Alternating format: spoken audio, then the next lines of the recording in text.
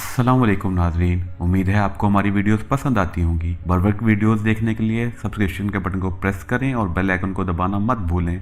आइए चलते हैं अपने बक़िया हिस्से की तरफ। बिस्मिल्लाहिर्रहमानिर्रहीम। अस्सलाम वालेकुम। सही मुस्लिम हदीस नंबर 1088।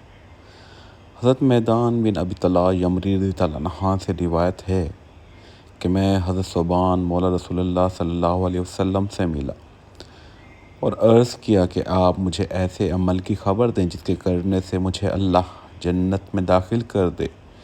या मैंने कहा कि मुझे अल्लाह के नज़दीक सबसे ज़्यादा पसंदीदा अमल के बारे में ख़बर दें। वो खामोश रहे। मैंने फिर पूछा, वो खामोश रहे।